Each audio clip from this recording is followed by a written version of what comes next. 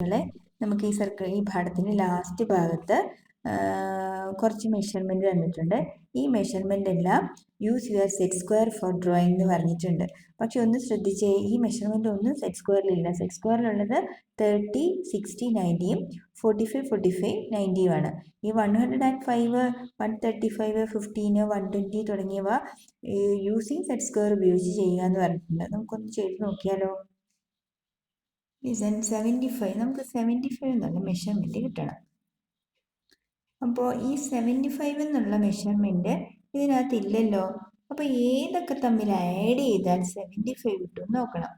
അപ്പം 90 എന്തായാലും 75ന് മുകളിലാണ്. അപ്പൊ 90 എടുക്കേണ്ട ആവശ്യമില്ല. 60, 30 കൂട്ടിയാലും പറ്റില്ല. അപ്പൊ നമുക്ക് ഒരു ചെറിയ നമ്പർ എടുക്കാം. 30യും 45 ആഡ് ചെയ്ത് നോക്കാം. 30 + 45 ആണ് എന്ത്? 75. അപ്പം ഇത് വരയ്ക്കാം. 105 എന്ന് പറയുന്നത് ഒരു 90ന്റെ കൂടെ നമുക്ക് എന്തെങ്കിലും ആഡ് ചെയ്ത് നോക്കാം. 90ഉം 60ഉം പറ്റില്ല അല്ലേ? 90ഉം 30ഉം കൂടിപ്പോവും. അപ്പൊ 90 വേണ്ട, നമുക്ക് 60 എടുത്ത് നോക്കാം. 60, 45 എത്രയാ? 5, 6, 4, 10, 105. അപ്പൊ നിങ്ങൾ ഇങ്ങനെ ആഡ് ചെയ്ത് നോക്കണം. അപ്പൊ നമുക്ക് ഇപ്പോ 120 വരച്ച് നോക്കാം. 120യുടെ മെഷർമെന്റ് നമുക്ക് എങ്ങനെ വരയ്ക്കാം? യൂസിങ് സെറ്റ് സ്ക്വയർ എന്നുള്ളതാണ് ചോദ്യമേ.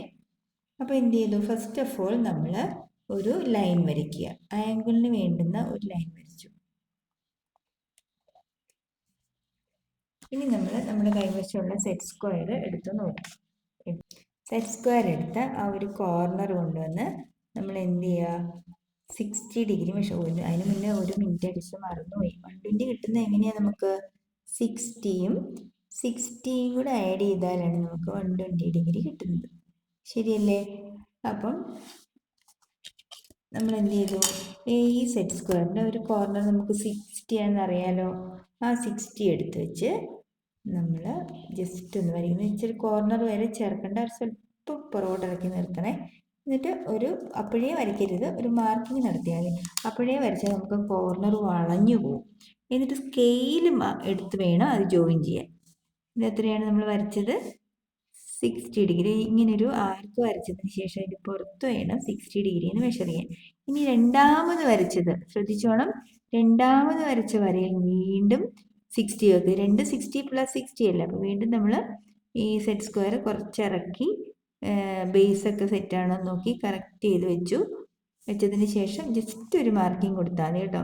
മാർക്കിംഗ് കൊടുക്കാൻ വേണ്ടി മാത്രമേ നമ്മൾ സെറ്റ് സ്ക്വയർ ഉപയോഗിച്ചാൽ മതി. അതിന് ശേഷം സ്കെയിൽ എടുത്തിട്ട് വേണം ജോയിൻ ചെയ്യാൻ. അല്ലെങ്കിൽ നമുക്ക് ചിലപ്പോൾ കോർണർ നല്ല പോലെ പോയിന്റ് ആയിട്ട് കിട്ടത്തില്ല. പോയിന്റ് ആയിട്ട് കിട്ടണമെങ്കിൽ നമ്മൾ ഇങ്ങനെ ചേർത്ത് വെച്ചിട്ട് ഇങ്ങനെ വരയ്ക്കണം. ഇപ്പൊ കിട്ടിയ മെഷർമെന്റും കൂടി ചേർക്കുമ്പോൾ എത്രയായി? 60. 60 + 60 കൺഫേം ചെയ്യാൻ വേണ്ടി ഒന്ന് അളന്ന് നോക്കിക്കോ. 120 ഡിഗ്രി ആയിരിക്കും ഇത് വരുന്നത്. ഓക്കെ, കണ്ട.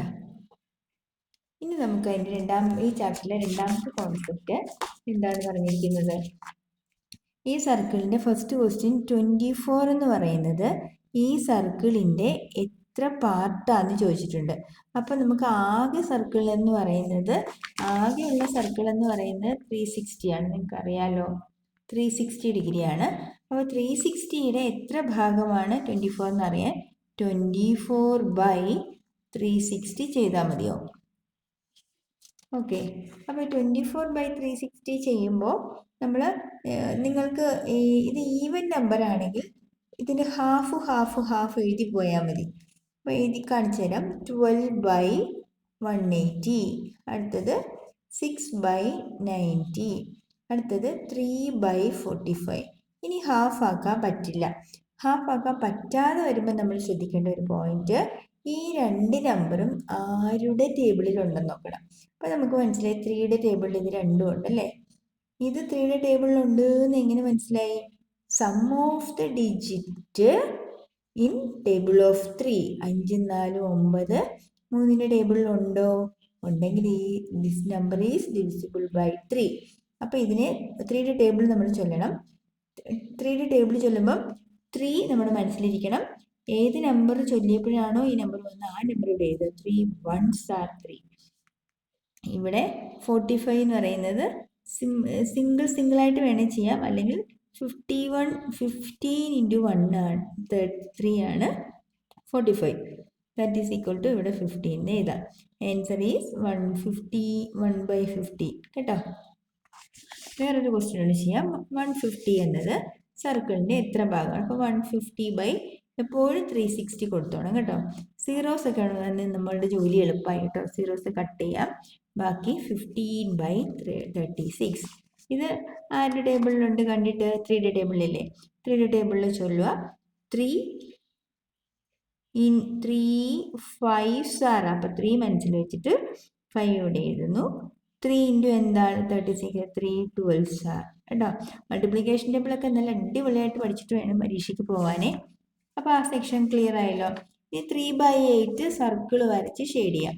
അപ്പോൾ 8 കഷ്ണങ്ങളാക്കണമെങ്കിൽ സർക്കിള് എങ്ങനെ 8 ആക്കുമെന്നറിയാം നമ്മൾ. അപ്പോൾ ഇവിടെയുള്ള ഈ ഡിനോമിനേറ്ററിലുള്ള എല്ലാ നമ്പറിനെയും നമ്മൾ 360 കൊണ്ട് ഡിവൈഡ് ചെയ്യണം. ഫസ്റ്റ് ക്വസ്റ്റ്യൻ 360/8 അല്ലേ? അപ്പോൾ നമ്മൾ 8 കൊണ്ട് ഡിവൈഡ് ചെയ്തു. 8 4s are 32. റിമൈൻഡർ 4 താഴെ 0 ഇറക്കി എഴുതി. 8 5s are 40. So answer is 45 degree. അപ്പോൾ നമ്മൾ എന്ത് ചെയ്യണം? 45 ഡിഗ്രി വരയ്ക്കണം. 45 ഡിഗ്രി വരയ്ക്കാൻ നമ്മൾ പ്രൊട്രാക്ടർ ഉപയോഗിച്ചാൽ മതി കേട്ടോ.